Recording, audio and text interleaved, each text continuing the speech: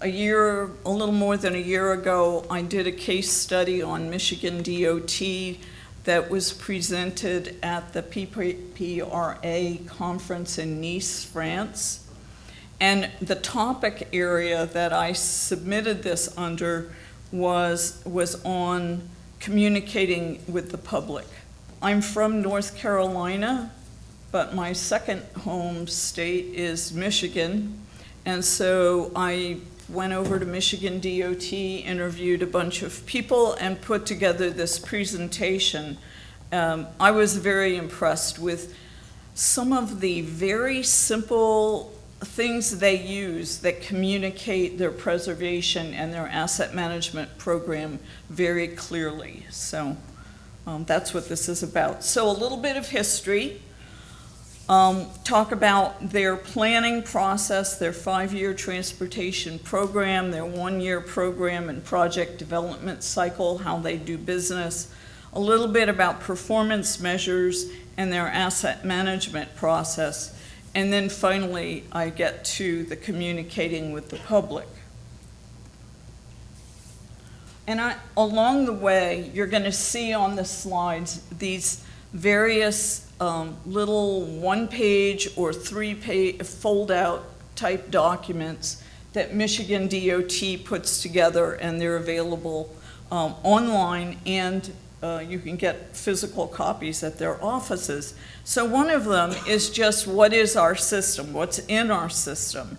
And so this fast facts for 2017, 120,000 route miles of roads, 11,700 bridges, and you can see there's all kinds of details about buses and airports and so forth. So a lot of details about this is what is in our system. And then they have a very clearly defined asset management process that begins with a state transportation commission that is a policy body. And as you move down the triangle through these different, through the leadership team to the revenue and use team and so forth, you become increasingly project oriented. So this is kind of the way they organize their decision making. Michigan DOT is decentralized and has been for a very long time, 7 regions, and they have 22 transportation service center offices. And those service center offices are, in fact, the mechanism for the public to talk to Michigan DOT. So if you have a problem with a project, or you want to report maintenance needed or any of that, you report it through one of these transportation service centers. We've seen many versions of this little cyclic asset management process where you begin with goals and objectives, you collect inventory and other data, you determine your rates of deterioration, you figure out what performance measures you're trying to meet, you develop some investment strategies, and finally you get to your programs and projects. And then finally, you do monitoring feedback and make adjustments. This is how Michigan has gone about aligning their plans and programs. They have their 20-year long-range transportation plan. I have their TAMP is under development. It's now complete, but I don't have a copy of it yet. But then they have their transportation asset management plan. And as Katie told you, that requires a 10-year fiscal plan in it.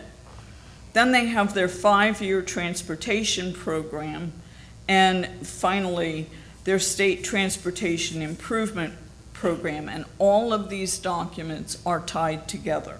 The very beginning of their asset management program begins with revenue estimates. They do not begin by saying, what projects do you want?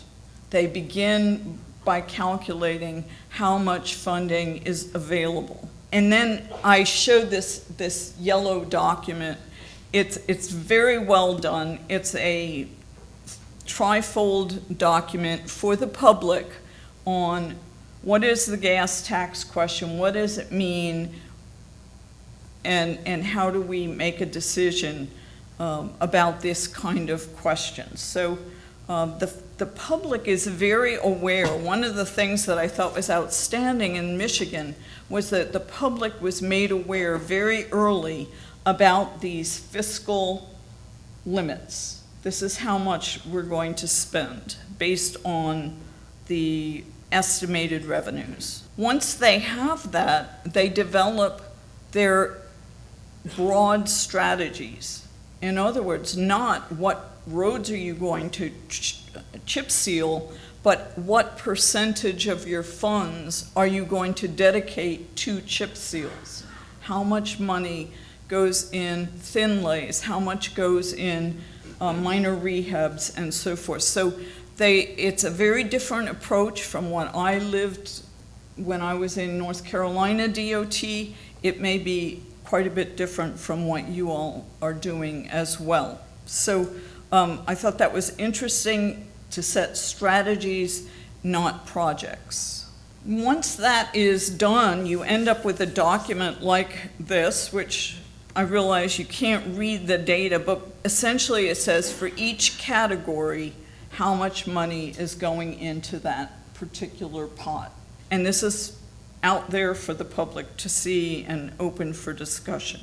They do have formula-driven pavement funding allocation process, 25% on cost, 50% on condition, 25% on usage. And certainly when you look at how their funding is ultimately delivered, the impact of the highly populated areas is very clear. Following this distribution or an understanding of what strategies are going to be used, how much money is going into each pot, then each region is asked to submit what projects then they finally get to look at which roads in which categories to do the work.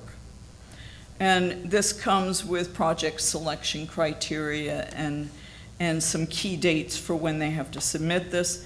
These all come into central office. And it's also true that they stratify by road category. So interstates are higher category than primaries and so forth. Another picture that you can't see, but the regions are across the top, and very variable funding levels for the different regions, from a low of 29.24 million to a high of 187.46 million for the Detroit metro area. All this information is out there and very clear.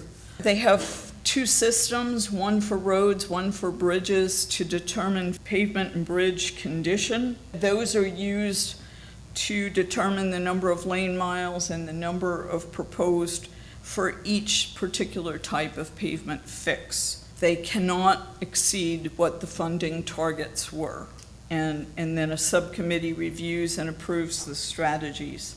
The public does get to comment on many of these things. Here's another one of their informational booklets that I thought was really quite excellent.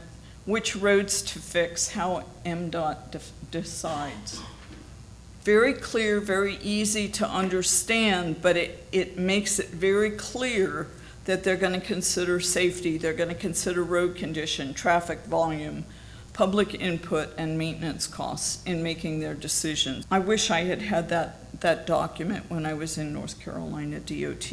The investment management includes program oversight. It includes monitoring the projects as they're going on. They monitor against scope creep.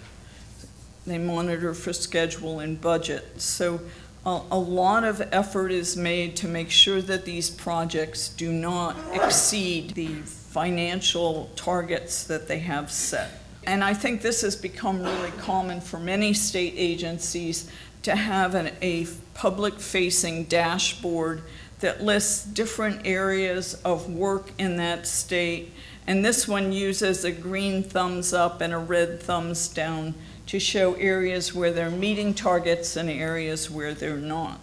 All of these programs are defined and described in a document called the Performance Excellence Plan. It's used to guide all levels of the agency. I don't know to what extent everyone is intimately familiar with the nuts and bolts, but I thought it was a good idea to at least go through the exercise of writing a document for everyone in the agency to understand. Okay, many of the things they do are traditional. They do have public comments on the 5-year plan. They have regional roundtable discussions with legislators and local leaders and so forth. Those things are very typical. They are more open, at least in my opinion, about the financial limitations than most agencies. The 5-year plan is posted on the Michigan DOT website.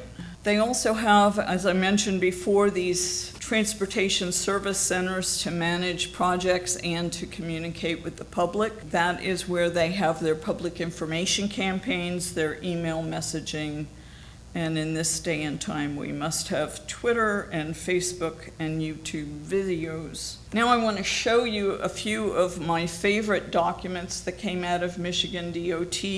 This first one on the left, what is the average cost? The average public citizen has no clue how much it costs to do one mile of chip sealing or 1 mile of thin lift asphalt overlay, or any of the other things that our preservation funds must compete against.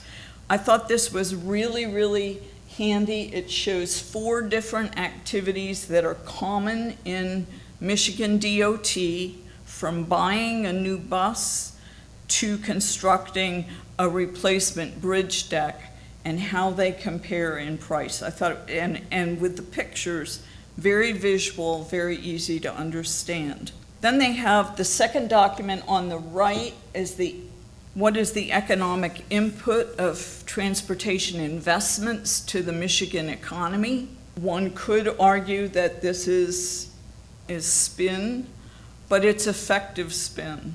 At least they're making the attempt to talk about the impact on freight, the impact of freight on the delivery of goods and services to the citizens, the number of jobs that are created and so forth. So I thought that was very good. These were among my favorite documents. These are 2 of perhaps 20 of these reality check documents. They, just like many other states, they had a program that was to replace old stop signs with signs of better materials that are more reflective, and they were getting a lot of pushback from the public. All these signs don't need to be replaced, and so they created this reality check document on the left that shows both the old and the new in daylight at the top, and then below the old and the new at night, and the difference in the retro reflectivity of the new stop sign is very clear, and I thought that was a great communication tool. The other one is showing the impact of investment dollars on the condition, that tie between money and condition for the Michigan system. And then the last one I'm going to show you is Michigan has some of the heaviest loaded trucks I have ever seen on public interstate. I mean, they have so many tires on them, it's just mind-boggling. So they talk about the impact of these heavyweight trucks on the road system, and again, how much do the trucks weigh, and what is the impact of that on the road system. I think it's become in vogue to do public satisfaction surveys. They do theirs. It's called an attitudes and perceptions survey, and they've done it every year for 5 years. It's done by an independent company. It helps set best practices. So what are the benefits? Well, their asset management program aligns the organization. It addresses the infrastructure needs for roads and bridges and probably some other assets as well, and it ensures their fiscal constraints are met. They have had an asset management program for more than 20 years. That does give them 20 years of experience in trying to perfect these things that do not naturally come fully mature when you write your first TAMP. I liked it that they begin with their revenue estimation, and that's used to drive the whole program. They have a very clear approach to how funds are distributed between the regions. It's very well explained, and then strategies are determined before projects are selected. I thought that was important as well. The public is involved in all the usual ways, but the thing that I thought was outstanding was the way the public is made aware of how projects are selected, how much the treatments cost, and where does the money come from. They believe in the public's ability to understand the basic fiscal realities, and they depend on the public to support the agency as it tries to do the right things. 18 years ago, now it would be 19 years ago, Michigan DOT made a leap of faith and dedicated 20% of their capital program to bridge preservation. They had not previously had a bridge preservation program. They went from 75% of bridges in good or fair condition to 90% of bridges in good or fair condition. So given time, over time, you can make significant accomplishments. Thank you. That is my Michigan DOT case study. I hope Andy, I hope it meets with your approval. Are there any questions? All right, thank you.